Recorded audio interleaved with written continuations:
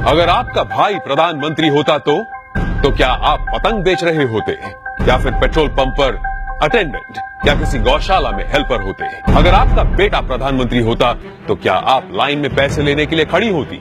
जरा सोचिए। मैं विक्रम बजाज फिर एक बार लेकर आया हूं खबरों के पीछे का रिसर्च और सच। इस देश में परिवार में एक बंदा पॉलिटिक्स में जाए तो परिवार में दूर दूर तक सारे के सारे पैसों के ढेर में खिलते हैं।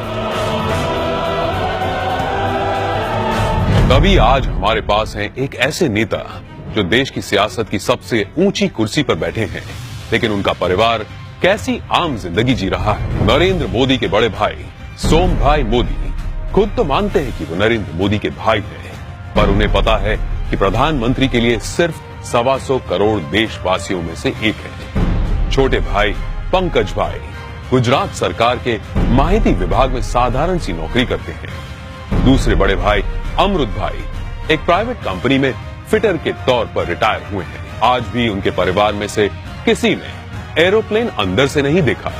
मोदी जी के दूसरे छोटे भाई प्रहलाद मोदी एक फेयर प्राइस शॉप चलाते हैं। उनकी 95 साल की माताजी नोटबंदी के बाद पैसे निकालने के लिए खुद लाइन में खड़ी दिखी थी। अब जब हम छोटे थे तो हमारा गुजारा करने के लिए वे अड़ोस पड़ोस के घरों में बर्तन साफ करना, पानी भरना, मजदूरी करना। आप कल्पना कर सकते हैं कि एक मां ने कितना कष्ट उठाया।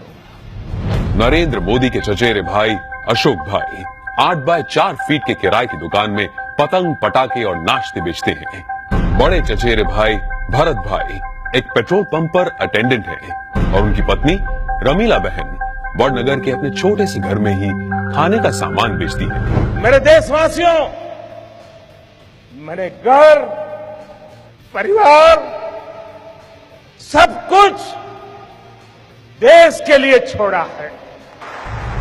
तीसरे चचेरे भाई चंद्रकांत एक गौशाला में बतौर हेल्पर काम करते हैं। चौथे चचेरे भाई अरविंद भाई एक स्क्रैप डीलर हैं, जबकि पांचवें चचेरे भाई भोगीलाल ग्रोसरी शॉप चलाते हैं। चाचा कांतीलाल और जयंतीलाल रिटायर्ड टीचर्स हैं। जयंतीलाल की बेटी लीना की शादी एक बस कंडक्टर से हुई है, मतलब कि देश के प्रधानमंत्री का जीजा एक बस कंडक्टर है।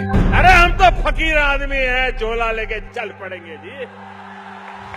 परिवार को मोदी जी पर बड़ा गर्व महसूस होता है, लेकिन उन्होंने इस बात का कभी गलत इस्तेमाल नहीं किया। अब जरा सोचिए, दूसरी तरफ है यूपी के मुलायम सिंह यादव और अखिलेश यादव परिवार, जो सत्ता की खींचतान में अपने स्टेट, अपने लोग, अपनी जिम्मेदारियां और अपना होश तक भूल चुके हैं। गांधी परिवार, जिसने अपने परिवारवाद से कितना बड़ा पॉलिटिकल एम्पायर खड़ा किया, और बिहार के लालू प्रसाद भी अरबों खरबों के घोटाले कर अपने खानदान को माला माल करते आए हैं। कश्मीर में भी लोगों का जो होना हो वो हो, लेकिन अब्दुल्ला परिवार के ऐशो आराम में कोई कमी नहीं आई। अब जरा सोचिए, नरेंद्र मोदी ऐसे कैसे प्रधानमंत्री हैं जो इतने बड़े पद पर होने के बावजूद अपने परिवार के लिए कुछ नहीं करते हैं? क्यों?